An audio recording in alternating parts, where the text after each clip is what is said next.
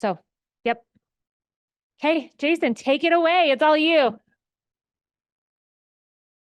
So, Okay. Well, I will hold the microphone then. Who do we have on Zoom? Just so I have names. Stacy. Oh, cool. If questions, or I guess they'll just have to. Oh, okay. Awesome. Thanks, Jeanette. And this is Travis with Silverback Home Warranty presenting. I'll give you just a quick, 1-minute commercial on Silverback Home Warranty, and then have something to share that's kind of a motivational thing that I'm really excited about. Just a little bit of just my, and then we'll get into the content of the class. And so Silverback Home Warranty, I'm the owner from KW, from this office. I did lead generation for Clay and Johnny's team for 3 years and helped them grow from agents up to 25 agents. And so I have a real passion for lead generation, for marketing, and I hope maybe it's just one or two things you'll be able to take away that will impact your personal life, hopefully even your business. I built the business off of feedback that real estate agents gave me about this home warranty industry. What do you not like? And some of the stuff that they shared was related to a lot of the companies are kind of short-term minded. They, my clients are always calling me and saying, "Hey, didn't we get a home warranty? Should help, you as an agent to understand where is this company coming from? Why aren't they calling and introducing themselves to this reason?" Some businesses are built on a 1-year model. Our business is built on a renewal. So we want clients for life. Referrals year after year. We want our clients to renew. And so the way that we do that is we call the client, do a welcome. They wouldn't want to do that because then they're going to place a claim. And so we cover electric, we cover the appliances, the furnace, and the air conditioning unit. And then we have over 20 a la carte items. And we back that real estate agents gave us of what was needed. A new one that we added recently was the water gas yearly price. Yeah, $400 for the year. $600 policy. And then when they renew, most homeowners actually will go to monthly. So let's, pay a monthly. Excellent. Okay, well, let me give you a quick intro on me. And we're going to be here and try to meet with him and talk with him. He does sales for Silverback, does our renewals. He's here with me today. I'm really good at flapping my gums. We'll probably go for like an hour and 20 minutes or so. And on door knocking if you want. I had prepared some of the highest lead generation things that I've seen. Also, over the last 5 years, I've been able to interact with the top producers in Utah, the top teams. Fun for me to just sit back and see there are hundreds of ways to generate leads in real estate. The detail on maybe I have a PDF of the top 100. So if you're ever wondering, like, how can I generate leads? Like, email it to you or text you with that if you'd like it. Just connect with me afterwards. So present to connect. This is going to be a really boring class if I'm the only one talking. So please share. And I'm going to start with this slide. I don't know if you've seen this before, but this little, what do you call this? A Venn diagram or when I reflect on my life, I have had periods of life of like, I would hate to say decade, but maybe even a decade where I've been in a comfort zone and where I felt safe place before, like in a comfort zone, either in your personal life and business or a relationship.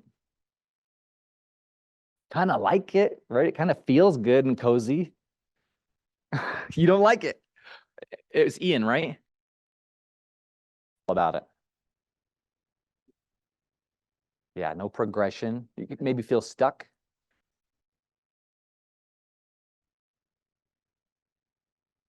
Yeah. Getting there around, like being comfortable, just feel right. Yeah. Easy. Yeah. Sometimes you get golden handcuffs, right, Jeanette? Where you're like, oh, I think I'm going to just park it here for a bit, right? Yeah. Yeah. Or Yeah. You,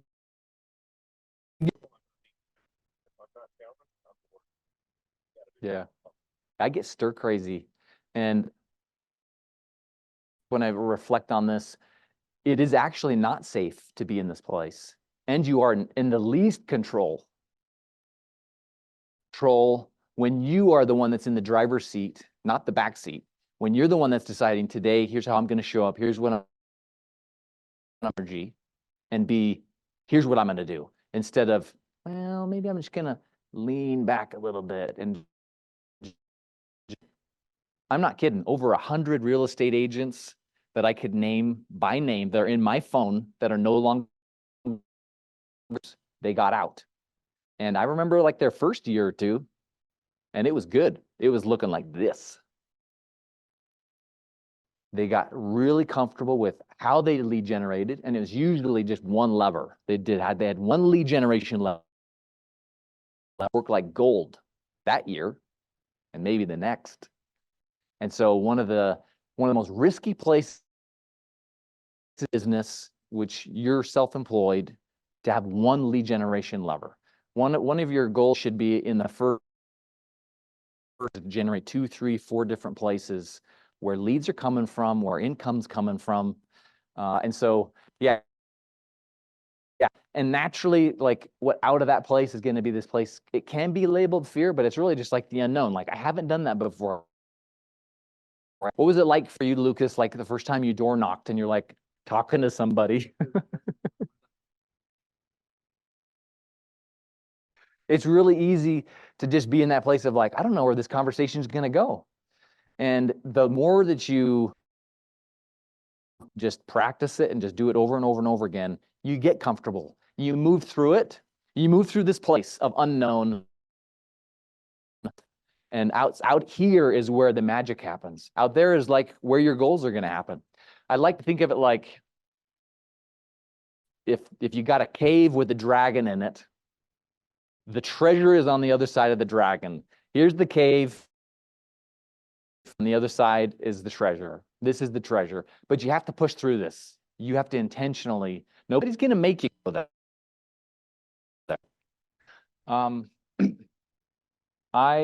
When I was I worked at Adobe for 8 years, and I loved my time there, but I got to a comfortable place. I got to a spot, wake up in the morning, and I would kind of dread my life. I would be like, oh man, I got to go clock in and like leave. And I really hated it because I wasn't learning and I wasn't growing and it wasn't fulfilling. And I was only at Adobe in that awful place for like maybe a year and a half, but that's a long time. I was working in my yard and putting in a sprinkler system, and it was a really hot summer.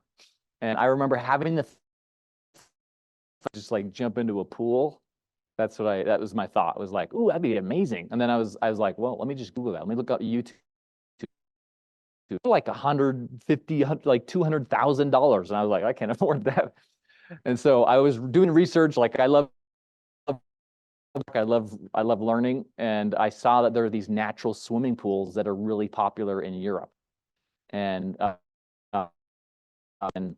But these natural swimming pools, they have this really cool way of cleaning themselves so they don't have algae.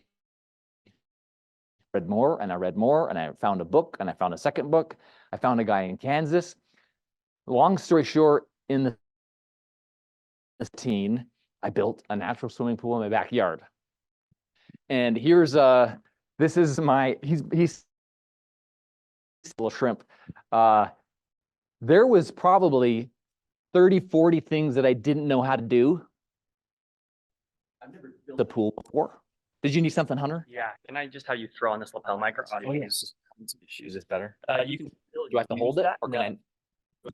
I put that here. Okay. And then you don't have to use that mic. Okay. If you don't want to. Yeah, I'd prefer probably not. Okay. Yeah, make sure that's sharing right. Yeah. So if you saw that old carpet in the bottom, this is the funniest thing. Like, this is how much my wife loves me. For my birthday, she went and dumpster dove like for 2-3 weeks to find this old carpet. She like got into dumpsters and pulled it onto trailers and brought it. And so this is the ground, and you put this old carpet over the ground, and then you put a liner, that's the liner, on top of it, so that no roots or rocks would like puncture the liner. And so a couple of things that happened during this period was like, I'd never worked with a lot of lumber, but I had to build a dock. I had to build a retaining wall. I had to learn about flow and pressure and pumps and cleaning water, how to build like filtration systems and waterfall. And like, there were so many times where there was 2 specific times I remember where I threw my shovel down, said some choice words and went inside and told my wife, I was like, I'm done. I cannot do that. Like, I'm not going out there again. Sorry. And I was serious. Like, it was over. But a couple days would go by, and my brain would just noodle on it. Like, okay, what do I have to do? How do I figure this out? How do I make this thing level enough? How do I make it? I had problems with the waterfall. I had problems with a leak at the waterfall. But the thing that carried me through was, in my mind, I had this vision of me and my family swimming in that pool and having a lot of family time. And that meant a lot to me. I knew it was going to happen. I just didn't know how to get there. And that this one little hurdle right now that I was facing, either I was going to find out online or I was going to call and find out from somebody to figure it out. And that summer, here we go. That summer, I told my wife that I was like, oh yeah, I think I'll have this done. I started in February.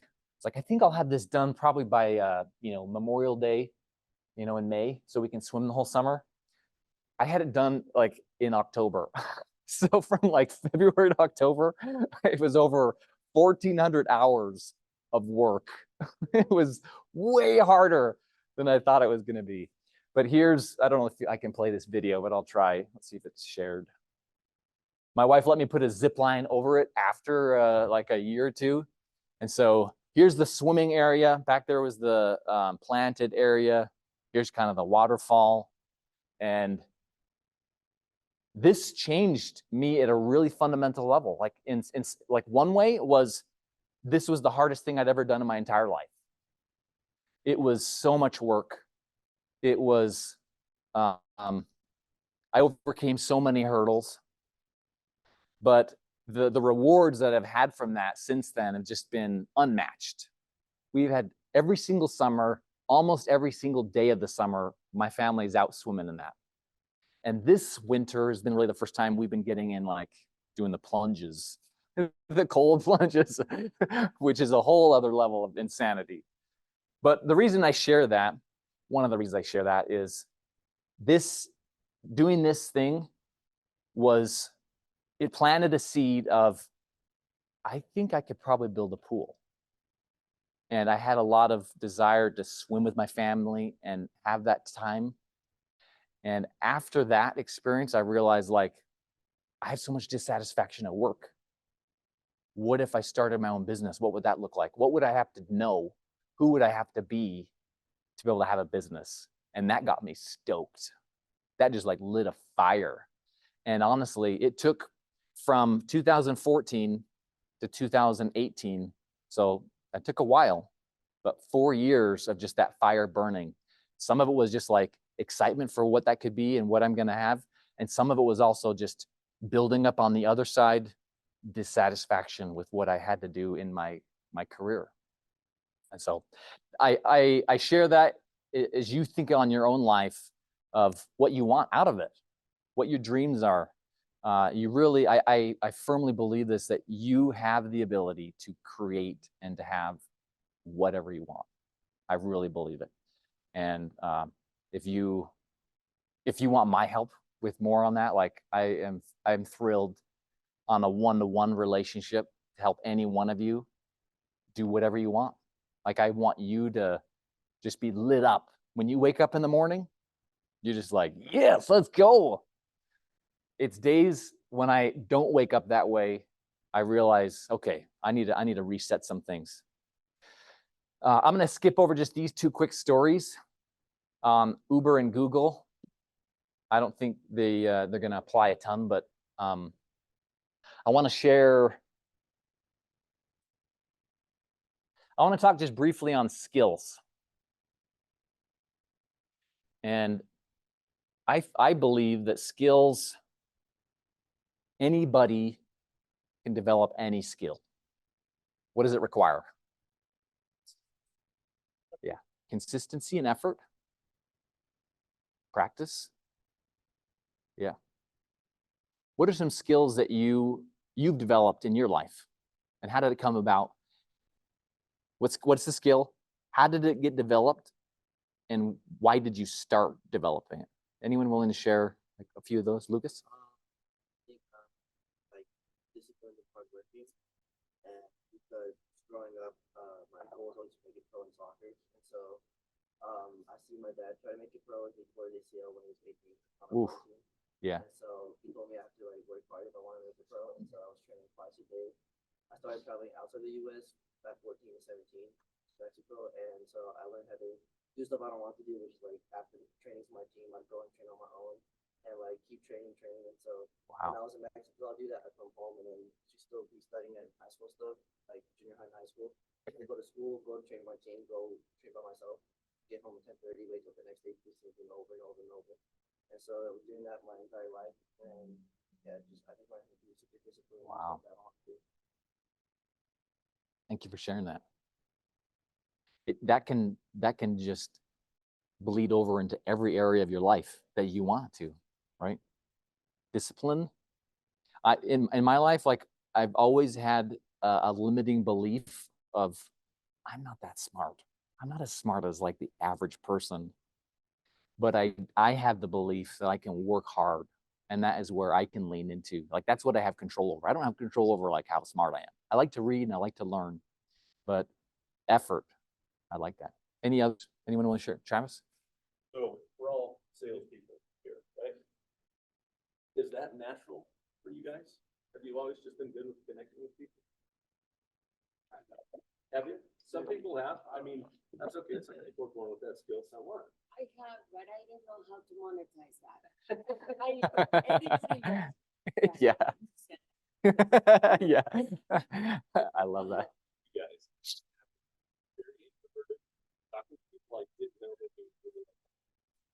And the way I overcame that was with a collection of stuff. I had to call and influence people that didn't want to talk to me to do something that they didn't want to do. And I hated it. It was miserable, but I told myself, you're going to do this for 6 months.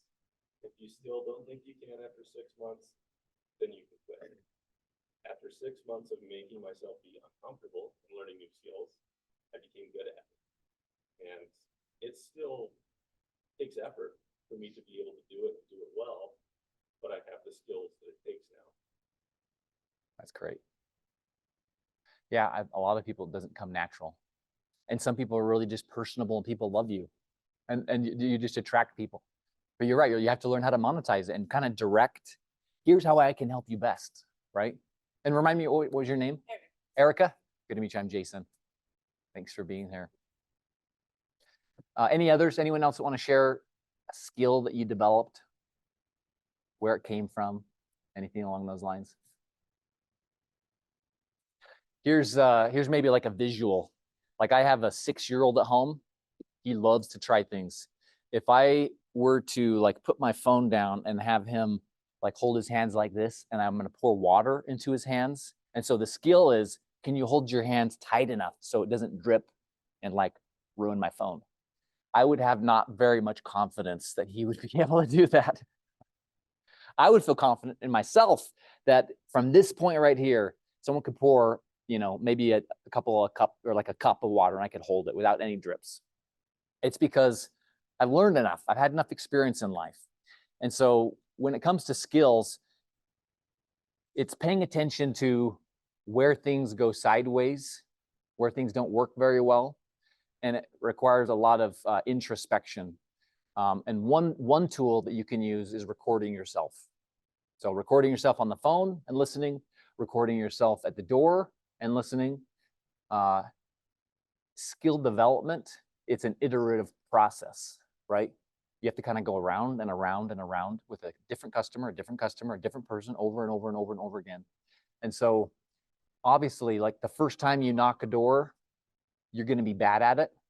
The first time you do lead generation in this area, you're going to be bad at it. Everybody, most of the time, is going to be bad at it until you're good at it, but it requires that persistence. And so I wouldn't encourage you to do, oh, let me focus on 20 skills all right now this month, but here's one I want to focus on, and I want to just see an improvement. So regarding like the phone calls, or sorry, like recording, when you try to just remember what happened on that phone call or remember what happened at the door, you're going off of a terrible memory. I don't care how good your memory is. It's not as good as if you had recorded it on your phone. What happens is you have the ability, when you listen to like that conversation of, here's what was said, here's what I said, here's what they said, then the conversation ended. Then the conversation went here and I lost control of it. Or here's what happened next and it fell apart. And so recording yourself allows you to listen to it again and say, man, what could I have said different in that moment? Or what could I have done different? Or if you can remember also, like, what did I do with my body? Like, was I facing them? Like, did I approach them? Or like, did something happen to my face? Like, remembering that will help you get through that quickly so that you can improve that skill fast.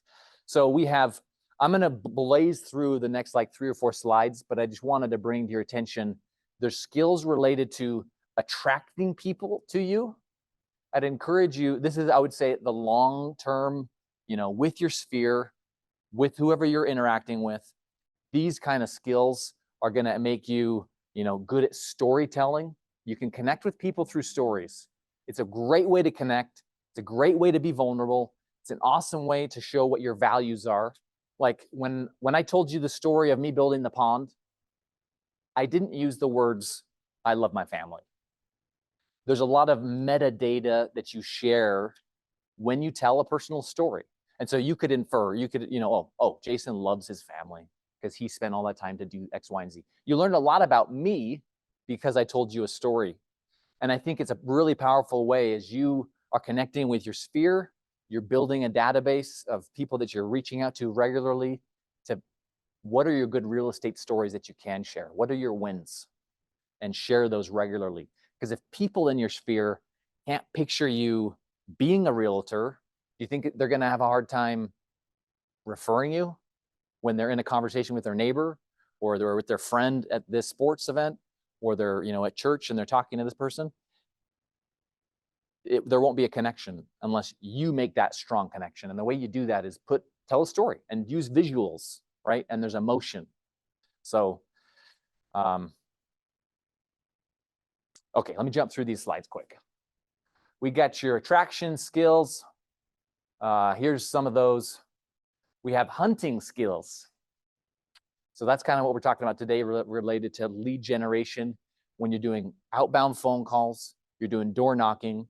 These are skills of how you can persist. You know what homeowners want and what they need. I liked what you shared, Erica, about helping people and monetizing, because I believe I've seen realtors who are awesome personality and they're so great at connecting with people, and people come and talk to them about real estate, and then that person, their business doesn't grow. And it's because they haven't learned how to serve their friends and family as well as they could. And some of that has to do with, what are your goals? So getting to know someone and asking them, what are their goals? Why do you want to live there? Why do you want to live in that city? And asking lots of questions. Why do you want to invest yourself in real estate? If you can understand what their goals and objectives are, it's your responsibility with the one that has the license, the one that has the know-how and ability to be able to write contracts, put things under contract, to help them overcome their own hurdles in their own life. Because do you think they're going to have hurdles related to fear of, oh, I haven't done this before, or I don't know how to, I don't know how to do that. And so they're going to have hurdles, and maybe even it's related to you. Do you know how to do that? So there'll be a lot of unknown hurdles that they'll have in their life. And the better that you're able to have those conversations and dig into the meat of, what are you trying to accomplish? Why do you want to invest yourself? Why do you want to live in that city? And then help get through every single one of those issues that they have so that they can achieve and go and be where they want to be and own what they want to own. And it takes time and skill to have those conversations. And sometimes you have to get out of your own way. Like if it's a sister or a neighbor, I've seen realtors make the mistake of, they're really professional and do an A+ job with their sphere. But when it comes to family or a neighbor, they kind of dilute it. And they kind of like maybe cut corners, or they leave out some of those crucial conversations at the beginning. And you're doing your clients a disservice when you dilute how you operate. You need to give them everything, and don't change how you operate, whether it's a friend or family. So we have lead close skills down here. And okay, I want to jump into some of these lead generation strategies. And I want to get, how much more time do you want me to spend on door knocking? I'd kind of budgeted maybe 15 minutes. You want more than that? Is that okay? Okay.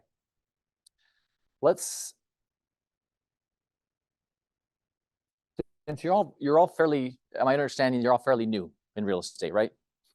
So what I share, I would focus primarily on your sphere and calling your sphere, doing the 36 touch that they teach here at KW.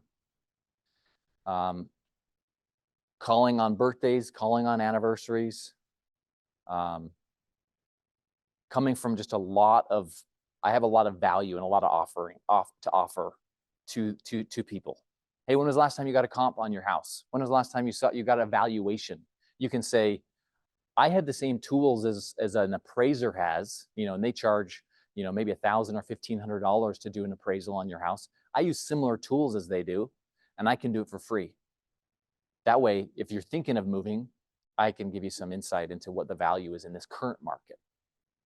And so the way that you communicate to your sphere should always just be from this place of care, and I'm here to help, and I'm here to support, and I have knowledge.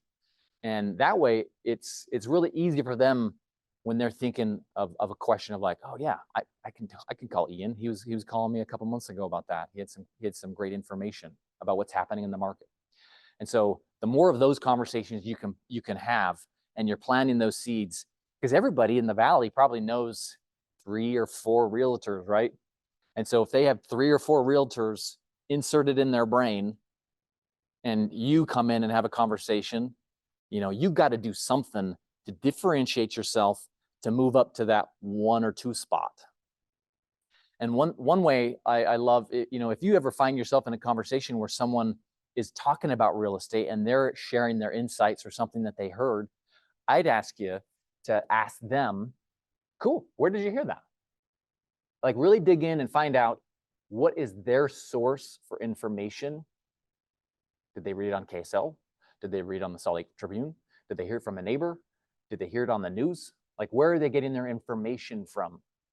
That is really an important thing for you to be aware of, because right now, it's not you. You're not the source of information for real estate. But I'll tell you, I know for certain, like I would say most of these have, I know most of these, probably 90% of them, their sphere, know them, trust them, call them and text them regularly when they have questions about real estate. And the way that they did that was through storytelling. They do it through social media, which is also storytelling. Like I'll share just with the Red Sign team, that was the most effective way to use social media, is storytelling in whatever format you want to do that. But most of it's video is really, really powerful. Okay, so I'm going to blow through, you know, this list, and then I'm gonna share a little bit about Sphere. Why would a local real estate agent, local to Utah, I mean, or why would a local real estate agent send you a lead? Why would a local real estate agent give you a buyer or a seller? What would be the reasons?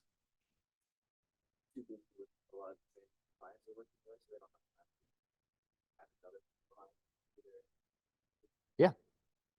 Maybe because they have leads and that their broker doesn't allow them to like the agency. There's those opportunities. Yeah, thank you. Thanks, Evan. Language barrier? Totally. Language. Yeah, that's a big one. So there's a lot of reasons. How would you go about, so I'm putting them on this list. So the whole point of this is, okay, today is Thursday. What are you going to do the rest of this week to prospect and find leads? What are you going to do next week? Can you call your Sphere 8 hours a day? No, like you're going to run out of that within what, 3 or 4 days? Then what? So when you've made all those phone calls to your Sphere, maybe you've done the pop buys, you've done all the things, then what? So forming relationships with business professionals that are involved in real estate that can send you business. I'd invite you to spend your time there. And that's what most of this list is all about. I've heard this statistic that, you know, we're all kind of a node in this big network, which is our human family on earth. In your lifetime, you'll probably know 1,000 people. And as a realtor, you'll probably know more than that, like 3,000 or 5,000. But let's say it's 1,000. If you know 1,000 people, then you are one person away from 1,000,000 people. So if those 1,000 people know 1,000 people, that's 1,000,000 people, right? Just 1 degree away from you. And you're 2 people away from 1 billion people, which is 1/4 of the planet. I mean, so it shows you just the more integrated you can get in your network, where they know who you are and what you do and what you specialize in, the faster you're going to be able to make these connections where people will rely on you. I would say the difference between an agent who is in their first year and getting, you know, this much business, and a realtor who's been in business 20 years, like way down here, and their business is up here. The difference between these two, when I just break it down to like one thing, is this one has had 10,000 conversations and this one has had 10. And so if you can get to 10,000 conversations within a year or two and just talk and connect and get really good at having your own database. I mean, I'll share that in a moment. So local real estate agents, I'd invite you to, let's say, do you think there's real estate agents in Ogden that don't want to do any business in Utah County? Yeah.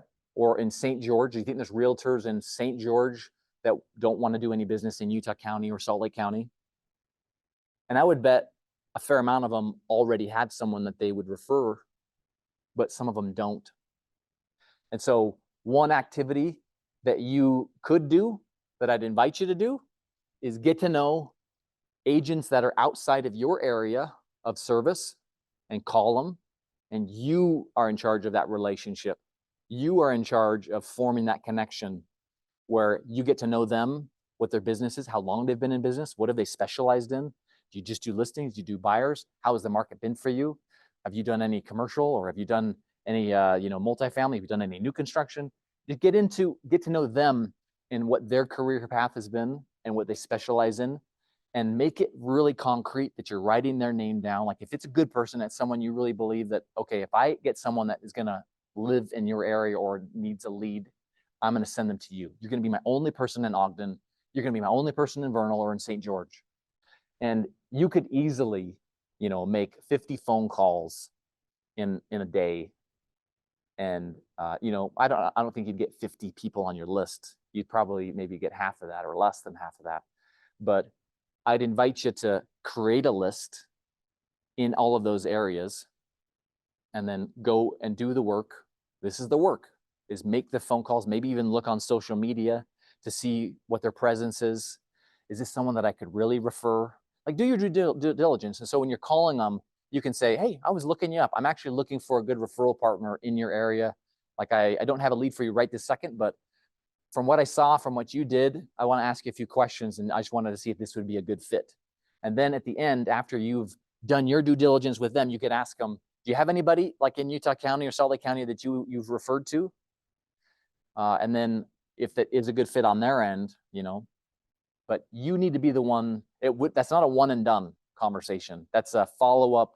Put them on your calendar where it's automatic, where it shows up. Okay, I'm going to call this person every quarter. I'm going to send them a text, or maybe even send them a handwritten note showing that you're serious about, you know, having that relationship. We've all been marketed to like 50 times probably, like from waking up to now, whether it's on our phones or we're driving in the car and billboards. We know what weak marketing feels like. We know what shallow marketing feels like. We also know what genuine, deep relationship type marketing feels like. And they can see past, you know, bull crap if you're going to be shallow and like, oh, I'm never going to hear from that person again. But if you're serious about forming a relationship with them, then take it serious, write it down, and form that relationship and follow up with them.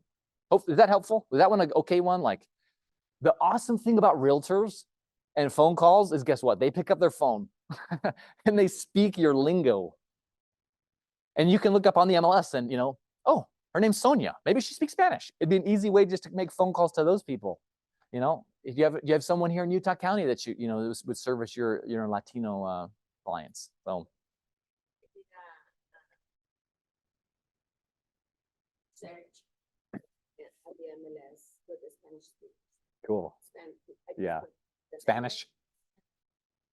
That's great. Yeah. That's a really powerful way to start forming relationships. I know a realtor. His first name's Brett. I won't tell you his last name, but he lives in Draper.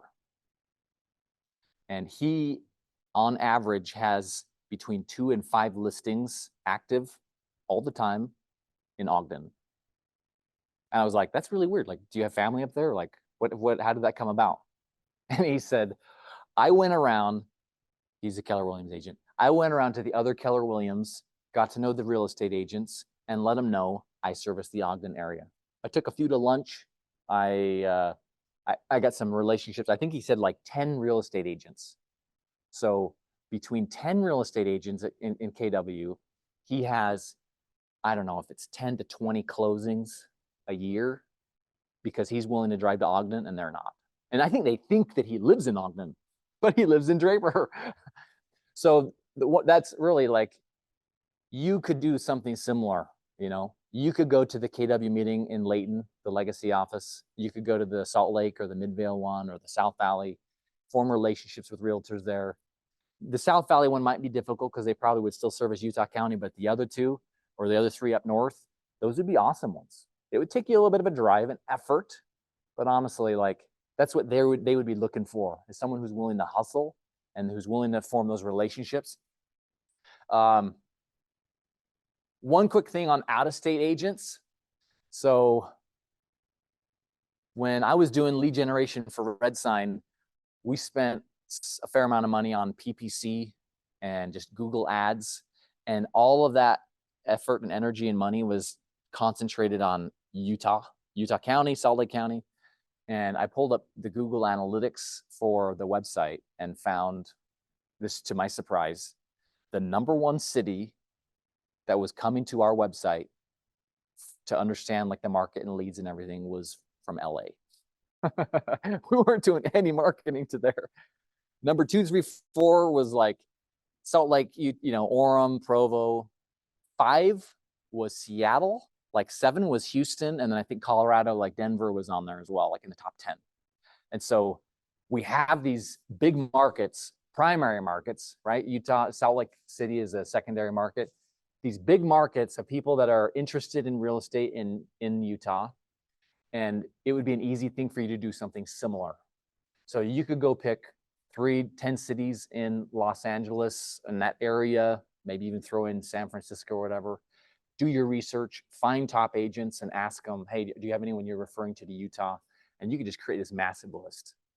I would default to doing deeper relationships with fewer agents than thinking, okay, I'm gonna go create 300 agents and go way, way wide.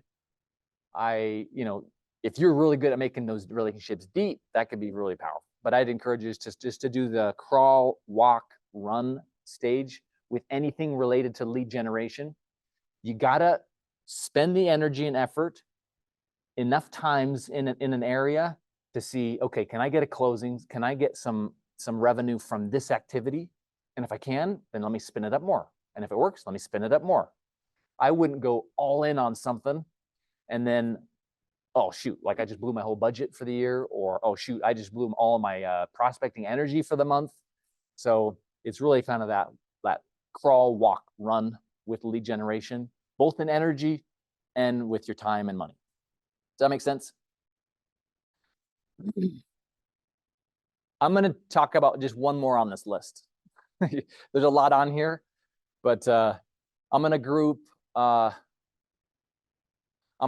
architects, interior designers, financial advisors, state attorneys, recruiters, wedding planners. I'm going to group all of them into one bucket, which is they are part of the real estate industry and they don't even know it.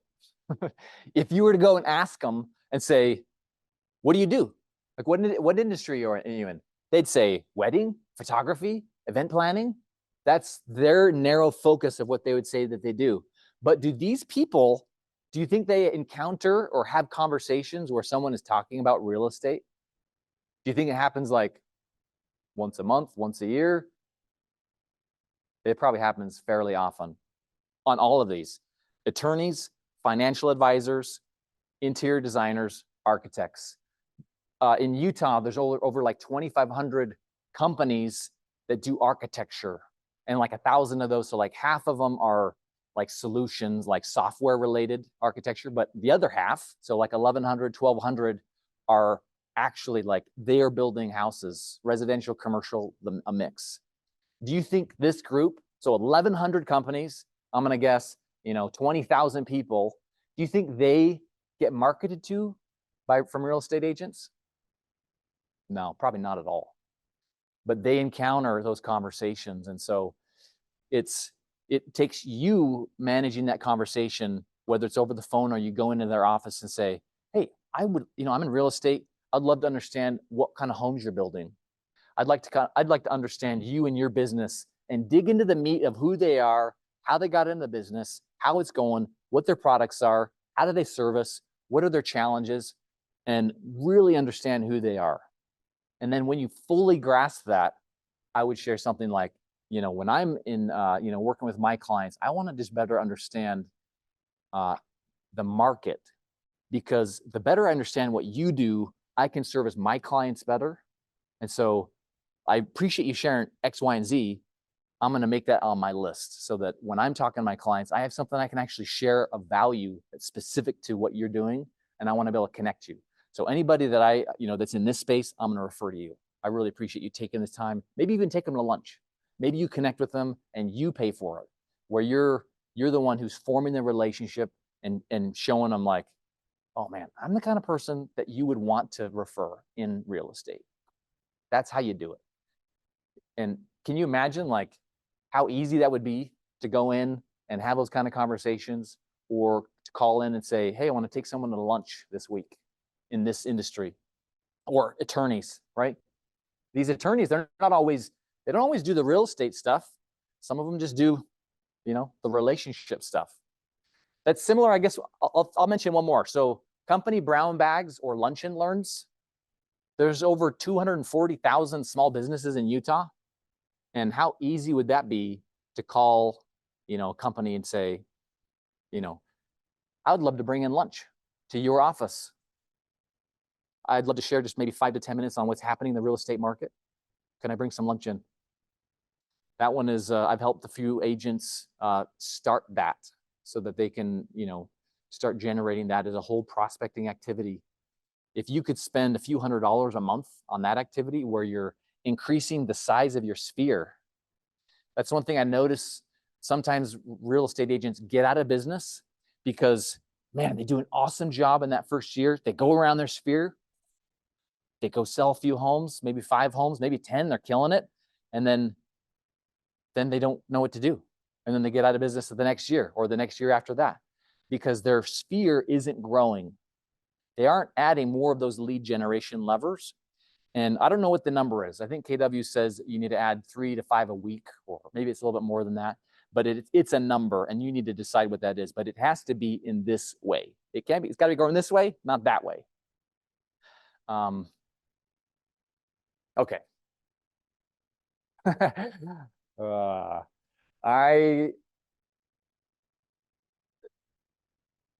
I like this list. I'd say, which one? Oh, yeah. After the class, grab my number and I'll email you the 100 lists, 100 sources to generate leads. Maybe one more thing I'll mention here on, have you seen this on the MLS when you log in? Like you can look up expireds, that's easy. Have you seen on the left navigation this tool called Remine? Look it up. I won't spend the time here in this class, but on that website, it's connected to the MLS because you have a login, you have free access to it. There's a few things on there that are free. There's a couple things that are paid, but things that you'll see on there is like, how long have people, like if you're gonna go knock a neighborhood, you're gonna farm an area, I'd invite you to go on there and look at the map view because it will give you cool insights like, how long have people lived in this neighborhood on average, right? It will give you like 1 year, 1 to 3, 1 to 5, 5 to 7, like plus 10, that kind of thing. So people that are 10 plus in a home, they're way more likely to, maybe start thinking about moving. It gives you interest rates, which is kind of cool. I don't think I would lead with that conversation when you're knocking on the door. Hey, you guys got a bad interest rate. Like I was like, it would be really awkward, right? Like, are you spying on us? Okay. So this is what the list looks like. Happy to give it to you. Just shoot me a text or email. And then I want to go through 801-694-2378. I'll just give it to you now. Yeah, that's so the one I'm giving you is like my personal cell. That's like my Google Voice one, but it also comes to me. So yeah, 801-694-2378. Yeah. 2378.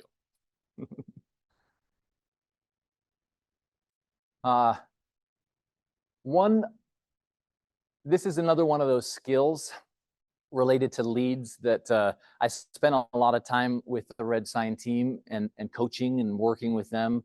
When they get a lead, I found that we were 10 times more likely to set an appointment if we call them under 5 minutes. As soon as we get it, call them immediately. It's when they're in that emotional state, most likely, of having a conversation about real estate. If we waited after 5 minutes, what I found was it took between the 5th and the 10th phone call to actually get them on the phone again. And most real estate agents aren't willing to call a lead when they get a phone number 3 times even. They give up so quickly. But here's just so you're aware of like the numbers. I was generating, between 1,000 and 1,200 leads a month for the Red Sign team. And so I saw a lot of data and I saw a lot of behavior and I saw a lot of real estate agents make a ton of mistakes and I saw a lot succeed. And the things that made them succeed was one of them was call within 5 minutes. And if they didn't, call 5 to 10 times. And just so like the emotion usually of what happens, it's not that the homeowner gets angry. It's not that. It's, man, this person's really persistent. This person is calling me again. Oh my gosh, they're calling me again. They're calling me again. And it can just be something simple like, hey, when you finally get them on the phone, you can say, you know what? And they're like, oh, you're calling me again? You can say, you know, I saw that you were on our website. I saw that you were looking for information about this. Do you still need help? Like, I just want to make sure I'm doing my part and make sure that you get the information you need. And so it really is coming from a place of love and doing your due diligence and showing that you're gonna get them everything that they need. So leads need to go into your funnel. You need to have specific standards that you set for yourself with how often you're going to call someone and when it goes from you know, a lead to a nurture or a nurture to a hot, or this one is like lost. I've done my part on that one. I'm going to let it go. But they all need to go in your funnel. You have to have your own standards with how you're going to do every single one of those statuses. So open houses. Let's spend some time on door knocking right here. So I've done some open houses. I've helped agents with open houses. I've done farming. I've done all of these.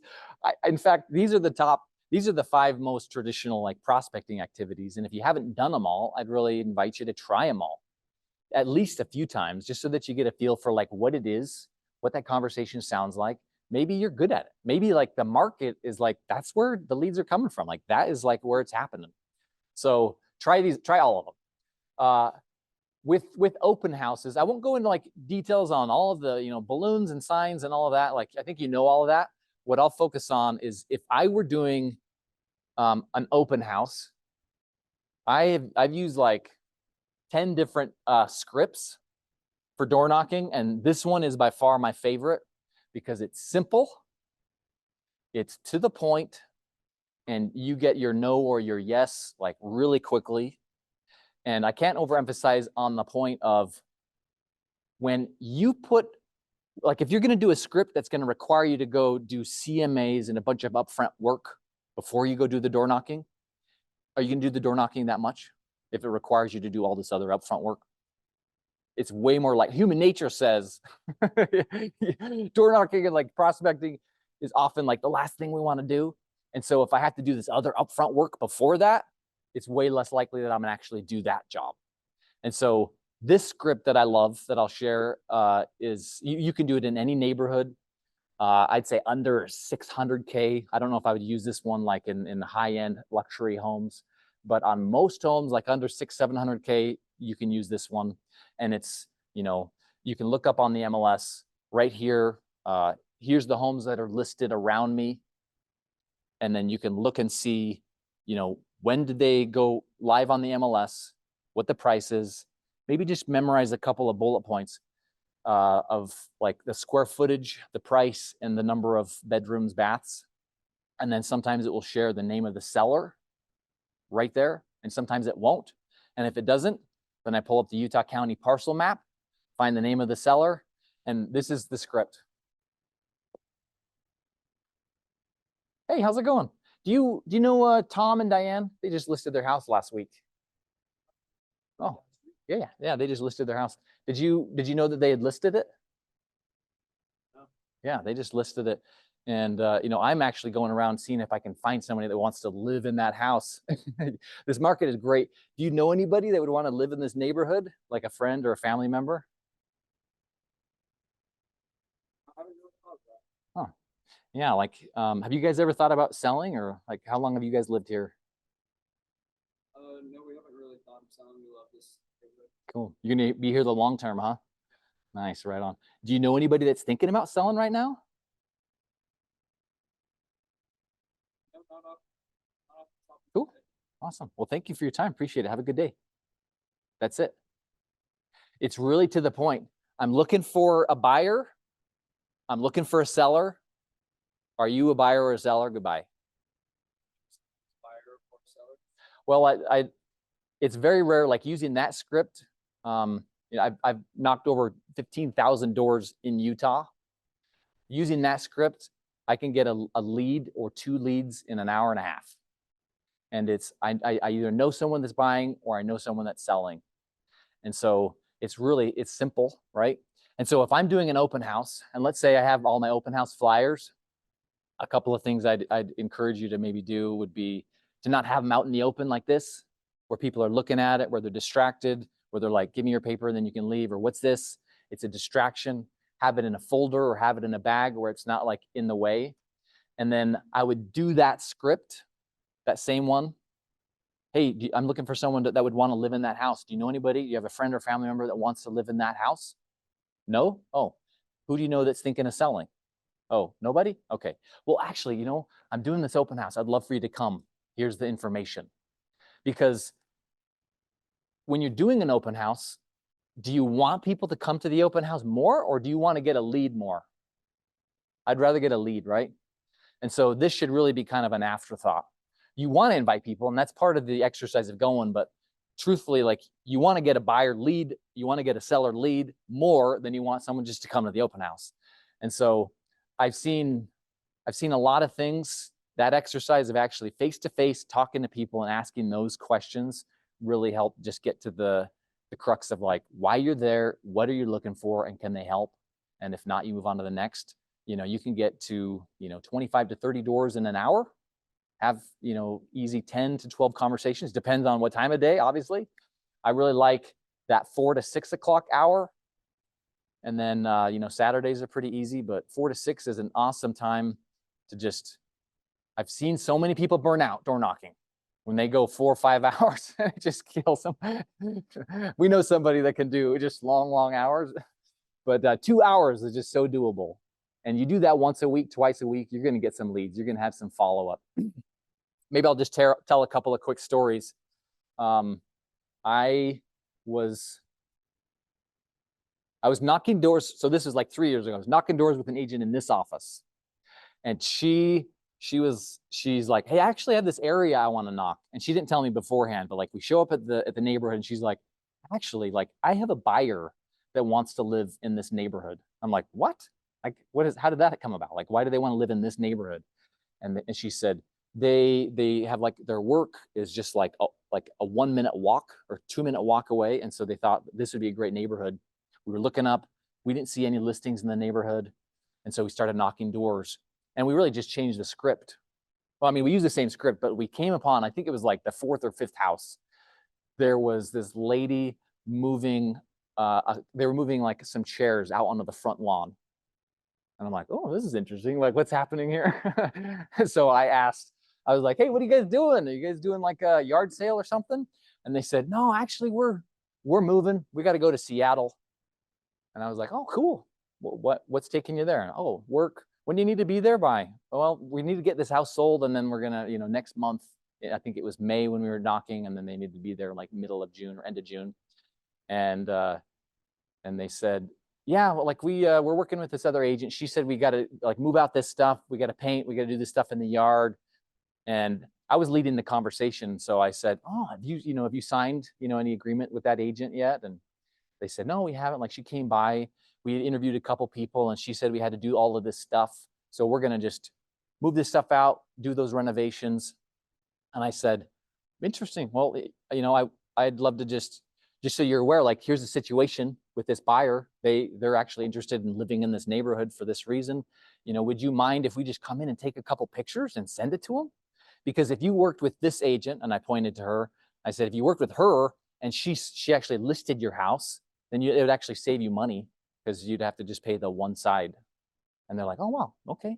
So we went in, we took some pictures, and no joke, like we found out the price that they needed. So they shared what price they had to get out of that house. She shared that price with their buyers, sent the buyers the pictures. They went under contract like 2 days later and sold. And so it's my favorite time to door knock is January through April. You can do it anytime, but my favorite is January through April because there's a whole group of people. And I'd say like in Utah, there's going to be like 10 to 15,000 people that buy, sell this year. There's a group that are going to do that. And I would say half or less maybe don't know who they're going to do that with yet. And so from 1 to 10, 1 being here's the stage 1 of, hey, we're going to buy a house or sell a house today. And here's the steps that they need to do. And 9 is they're actually listing the house. There's a bunch of people that are in this 1 to 7, 8 range. And there's opportunity. And the way that you find that opportunity is by calling, knocking doors, and just inserting yourself and finding those conversations and putting, like this is what I really believe, is one of your greatest resources in generating leads in real estate is your physical body. You have the ability to connect with people and to move people and to help them make that decision of what they're going to do, when they're going to do it, and who they're going to do it with. And so you can do that over the phone in a great way. You can do it in person.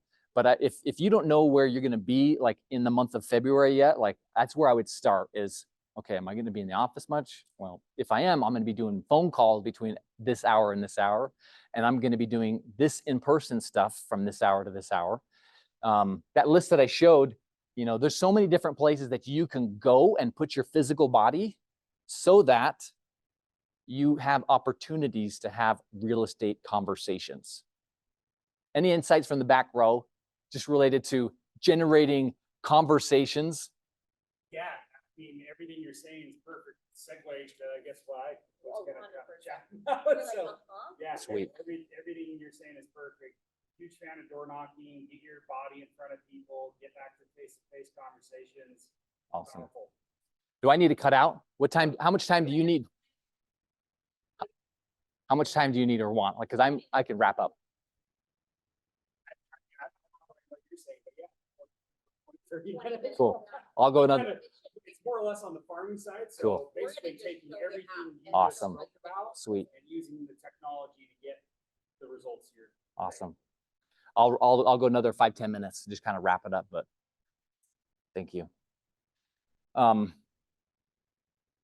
other quick story that just came to mind. This other, she was a KW agent as well. That's so funny. Like, so I've knocked doors with some agents, and not all of them were KW agents, but a fair amount. I have a warm part in my heart with KW agents. So I was knocking doors with this agent, and we come on this door. This Polynesian guy comes to the door, and he was saying, we were asking him about like if he was thinking of buying or selling. And he's like, yeah, actually, we're looking at buying. And he's like, we've looked at some houses, and we're like, oh, did you like just off of Zillow, or did you go with an agent? And he said, yeah, I've gone with an agent like once or twice, but like I haven't been able to get a hold of her. I think she's doing it part-time. And I was like, you should work with her. Look at her. Like, she's killing it. She's out here knocking doors, finding people. Isn't she the kind of person you'd want to work with that's willing to do the hard work? And he's like, yeah. So we found out that he hadn't signed anything yet. It's a little uncomfortable when someone is like shown houses, right? But he was the one that led it, and he was like, yeah, I don't really want to work with her because she hasn't been answering. And so she was really dropping her responsibility as a realtor. So calling, farming an area. Have you guys talked about Cole's Realty resource? I know it's a resource that you can log in and type in an address, and you can say, you know, quarter-mile radius, half-mile radius, 1-mile radius. I want the phone numbers around that address. It's cool. Of the owners in that area. Yeah, if you type in an address, you can get all of the phone numbers and names. Not all, I should say, because some are on the do not call list, obviously. And if someone says, hey, I'm on the do not call list, like, really respect that. They should all be scrubbed from Cole Realty as they are on other sources.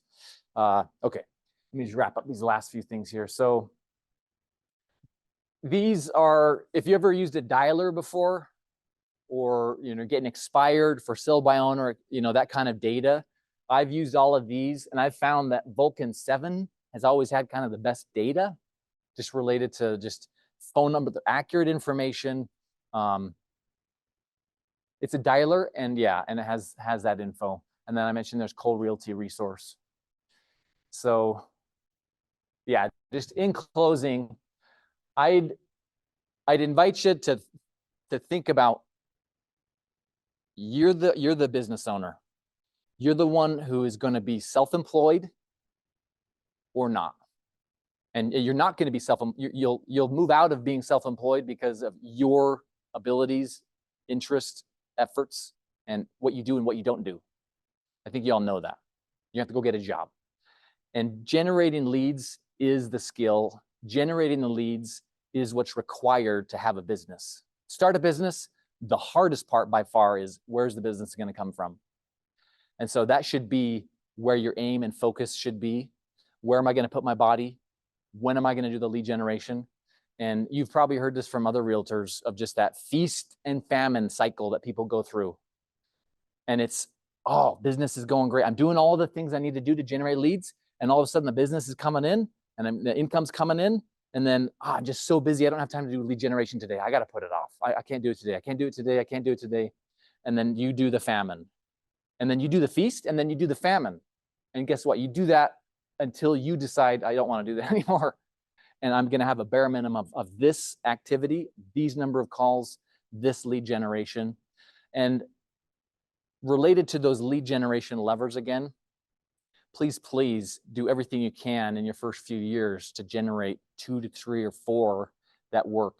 I know that if I do this activity, I know that if I do this event, I know that if I do these pop buys, I know that if I go to this event and form new relationships, it's going to generate business. I'm doing all the things that I need to do to put myself out there to have those opportunities. Business will come. It really is not as hard as you probably think it is.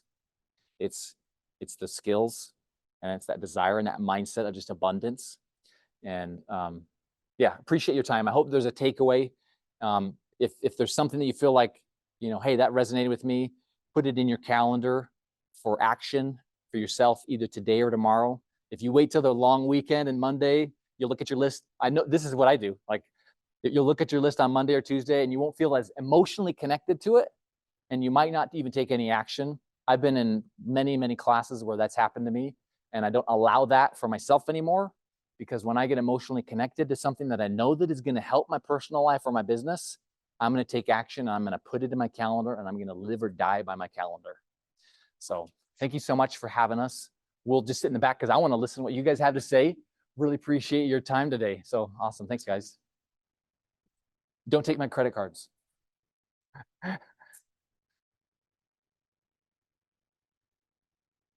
Let's just park it. Let's just park it in the back.